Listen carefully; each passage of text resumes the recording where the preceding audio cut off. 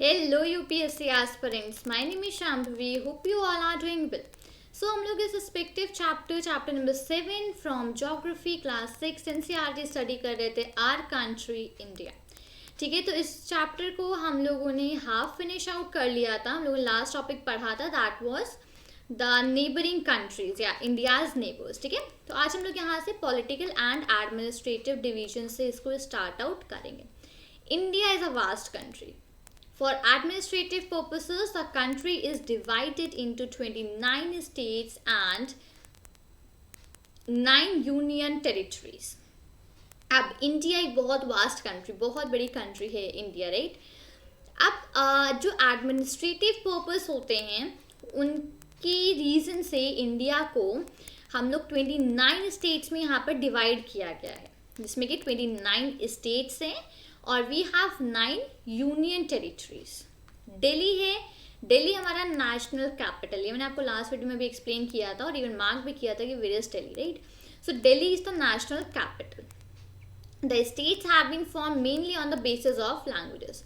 अब ये 29 स्टेट्स हैं, इनको किस बेसिस पे फॉर्म किया गया, लाइक क्या उसमें एक चीज़ ली गई थी जिसके बेसिस पे स्टेट्स फॉर्म करेगी. So the basis was languages. ठीक है, लैंग्वेजेस को ध्यान रख के इन जितनी भी यहाँ पे स्टेट्स हैं उनको डिवाइड आउट किया गया था.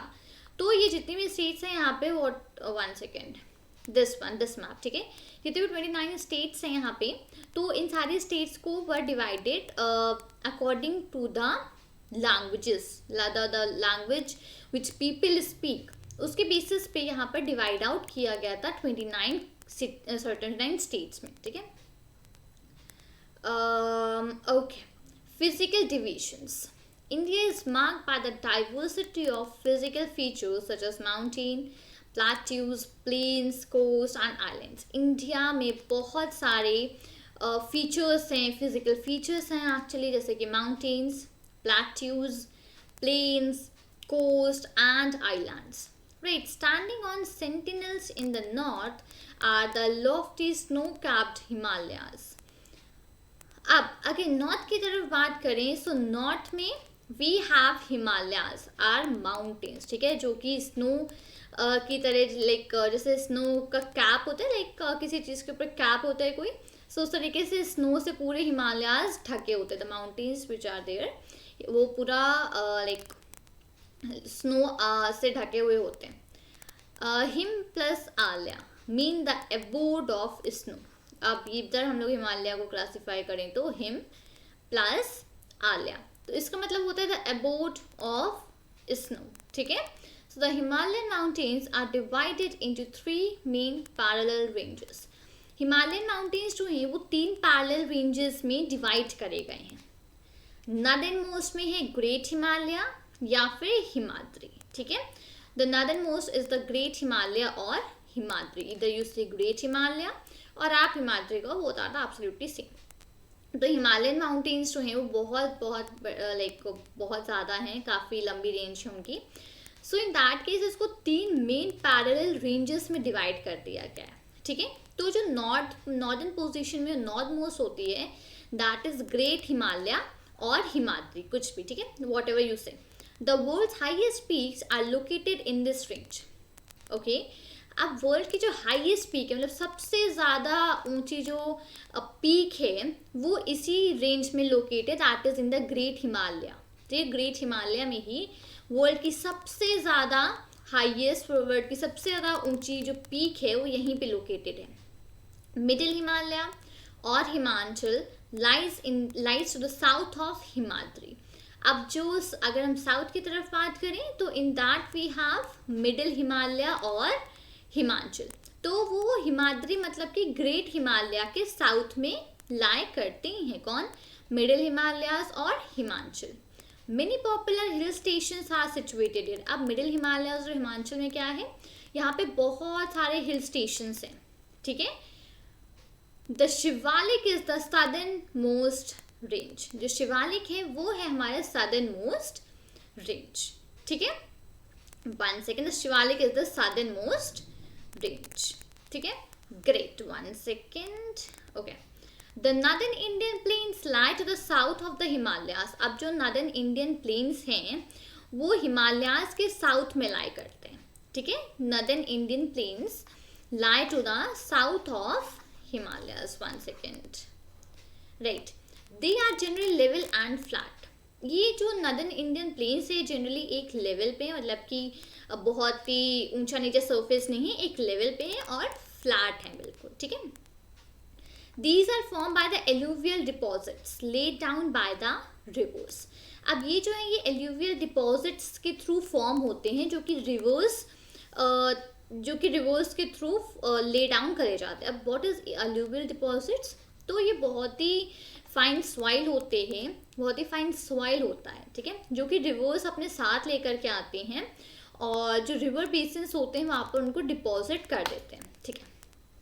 एक्चुअली इसमें होता क्या है कि ये जो एलुवियल डिपॉजिट्स होते हैं जो कि रिवर्स अपने साथ लेकर के आते हैं, तो उन्हीं से नॉर्दर्न इंडियन प्लेन्स जो हैं वो फॉर्म हुए हैं, ठीक है, जो कि हिमालयाज के साउथ में एलुवियल डिपॉजिट्स मतलब कि रिवर्स में फ्लो करती रहती हैं। तो उनमें बहुत ही फर्टाइल सॉइल होता है जो कि वहीं पे डिपॉजिट हो जाता है और रिवर्स अपना फ्लो करती जाती हैं। तो वो जो डिपॉजिट हो जाता है soil, that we call as alluvial deposits, ठीक है। तो कौन से जो रिवर्स होते हैं वो एलुवियल डिपॉजिट को ले डाउन करते हैं, जैसे कि इंडस, द गंगा, द ब्रह्मपुत्र और उनकी जितनी भी ट्रिब्यूटरीज वगैरह हैं, these all lay down the alluvial deposits. These river plains provide fertile land for cultivation. अभी जो रिवर प्लेन्स हैं इन बहुत ही फर्टाइल लैंड कल्टिवेशन के लिए प्रोवाइड करते हैं। क्यों?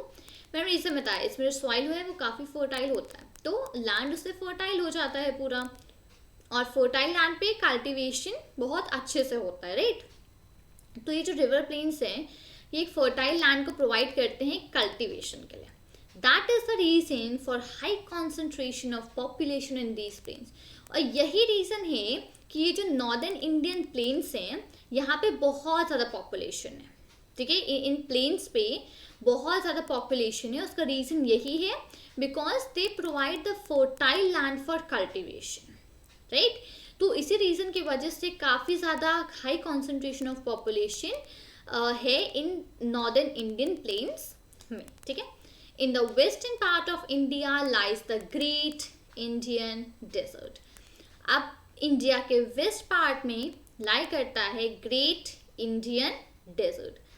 डेजर्ट है, obviously it is gonna be dry, hot और पूरा सैंड से भरा हुआ land, right. So it is a dry, hot and sandy stretch of land. It has very little vegetation. अब यहाँ पे जो ग्रेट इंडियन डेजर्ट है बहुत ही ड्राई होता है, ठीक है, मतलब सूखा हुआ। हॉट बहुत ज़्यादा गर्म होता है यहाँ पे, और पूरे में ना यहाँ पे सैंड ही सैंड होती है, ठीक है। तो यहाँ पे बहुत कम वेजिटेशन होता है।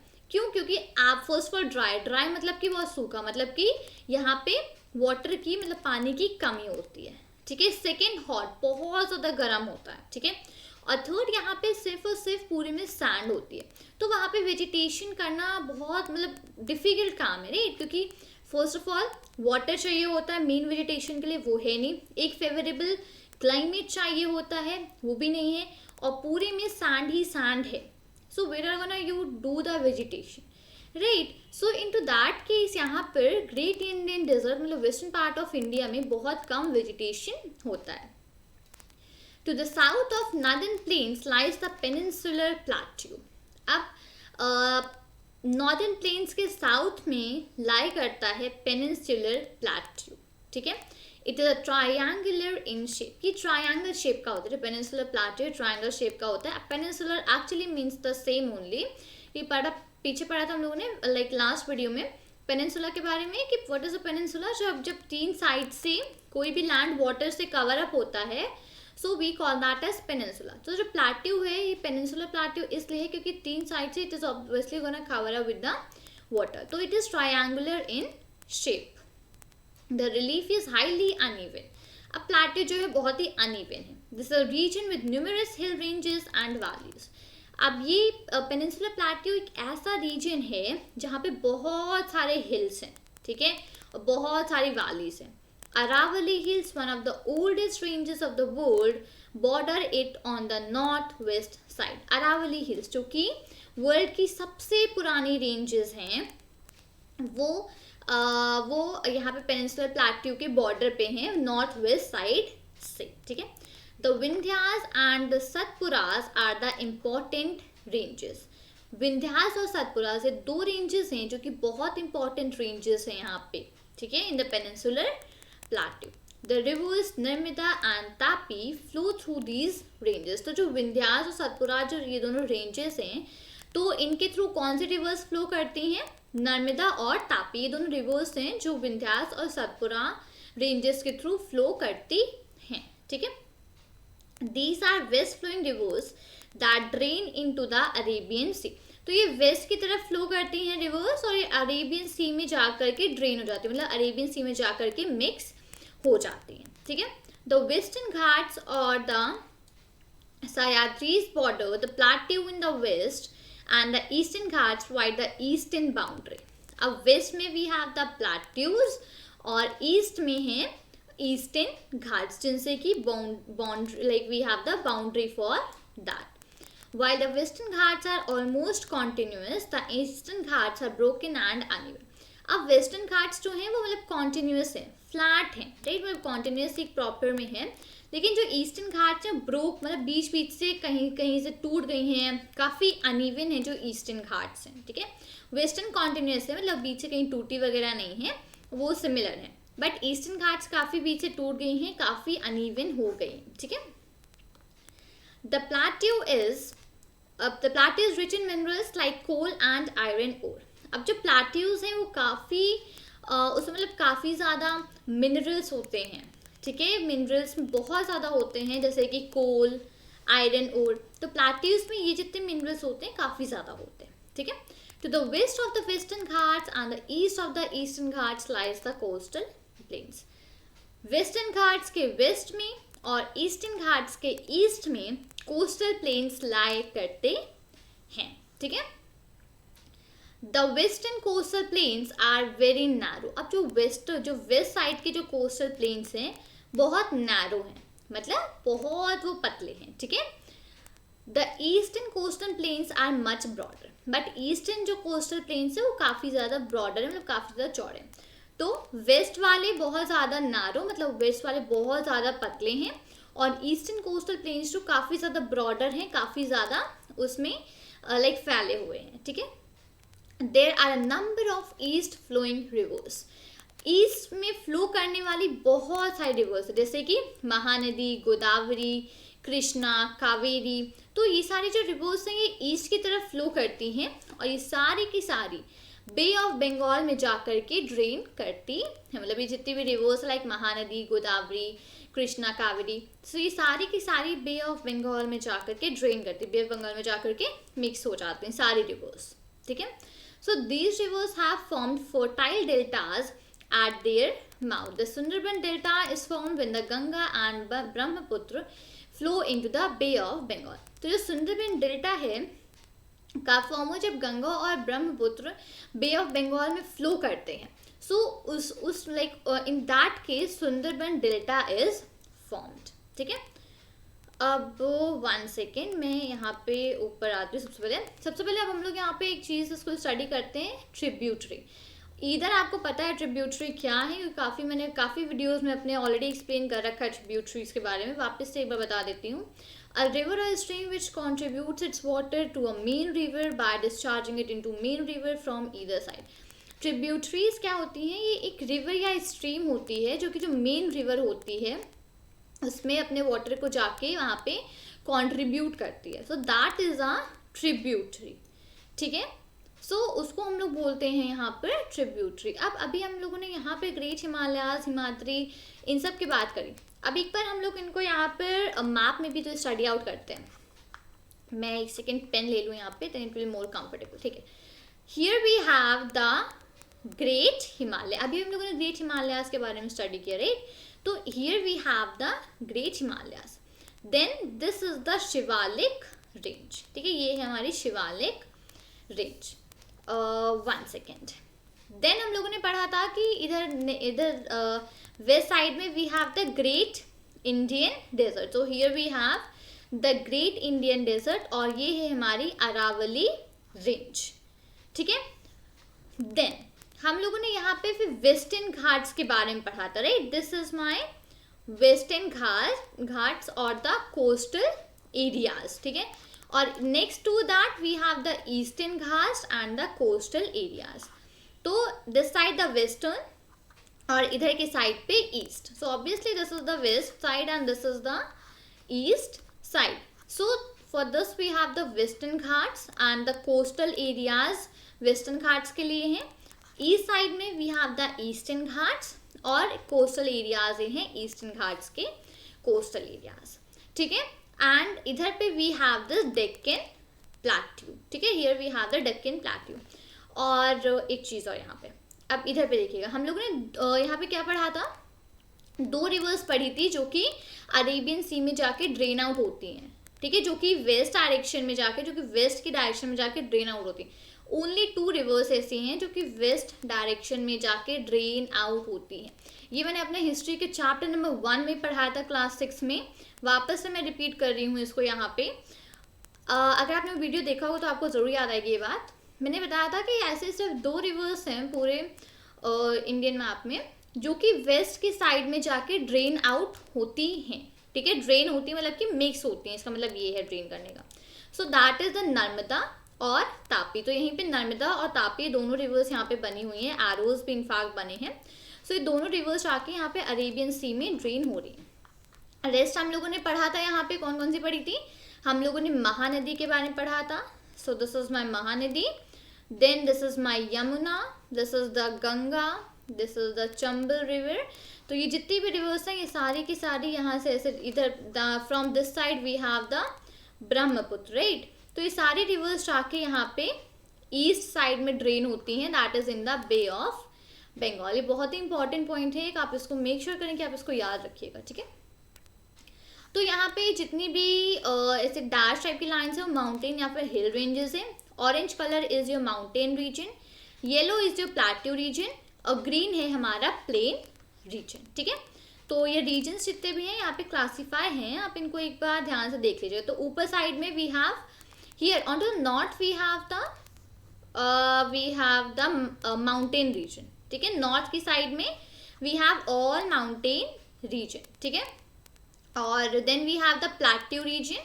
सो ये जितना भी येलो कलर का पोर्शन है this is all your plateau region और green is the plain reason.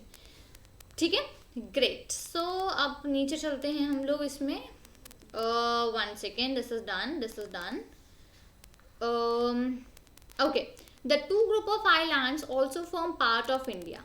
2 ऐसे आइलैंड्स का ग्रुप है जो कि इंडिया का एक पार्ट फॉर्म करते हैं.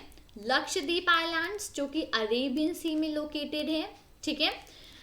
तो यहाँ पे फर्स्ट है हमारा, एक सेकंड हाइलाइटर ले लेने दीजिए मुझे, राइट. लक्षद्वीप आइलैंड्स जो कि अरेबियन सी में लोकेटेड है. These are coral islands located off the coast of Kerala. Kerala के कोस्ट पे ये आइलैंड्स लोकेटेड हैं. ठीक है. जो कि है Lakshadweep islands. The Andaman and the Nicobar islands lie to the southern east of the Indian mainland in the bay of Bengal.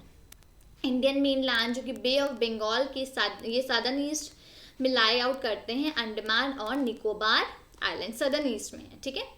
So do you know which group of islands were affected by the tsunami? Find out through newspaper reports and by speaking to people. ठीक है. Fine here. सो यहाँ पे Lakshadweep islands और Andaman Nicobar islands इनको भी हम लोग locate करते हैं मैप में. इस वाले में करेंगे. ठीक है.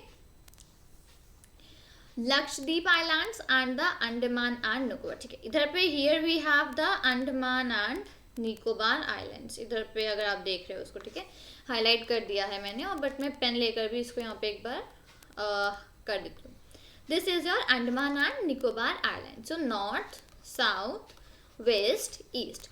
सो साउथ ईस्ट में we have Andaman and Nicobar and for the south west we have the Lakshadweep islands. Lakshadweep islands और Andaman Nicobar in the south east. ये लिखा था, right. Lakshadweep are in the Arabian sea. ठीक है. और Andaman and Nicobar in the south east. ठीक है. सो वही सेम चीज़ मैंने यहाँ पे बताई है कि जो 1 सेकेंड मैं आपको एक बार ओपन हो जान दीजिए यहाँ पे, राइट. सो साउथ ईस्ट में we have Andaman and Nicobar islands और साउथ वेस्ट में we have the Lakshadweep islands. इसको भी याद रखिएगा, 2 कोरल आइलैंड्स हैं, तो वो 2 हैं, लक्षद्वीप और द अंडमान एंड निकोबार। ठीक है, अब यहाँ पे कुछ पॉइंट्स हैं लाइक रीड आउट करने के लिए, तो इनको पढ़ लेते हैं। Do you know the Ganga and the Brahmaputra form the world's largest delta. Ganga और ब्रह्मपुत्र जो हैं वो वर्ल्ड के सबसे बड़ा डेल्टा फॉर्म करते हैं, the Sundarbans delta. Sundarbans delta के बारे में मैंने बताया था आपको, right. So the delta is triangular in shape. अभी जो डेल्टा है ना, ये ट्रायंगल शेप का होता है। It is an area of land formed at the mouth of the reverse. अब ये जो एक ऐसा एरिया है जहाँ पे जैसे कि रिवर्स जब सी में एंटर करती हैं तो उस पॉइंट को बोलते हैं हम लोग माउथ ऑफ द रिवर। तो ये जो लैंड है, यहाँ पे जो एरिया है, ये तभी फॉर्म किया गया है जब रिवर्स सी में एंटर होती हैं, तभी ये सुंदरबन डेल्टा का जो एरिया है पूरा यहाँ पे फॉर्म हुआ था। ठीक है,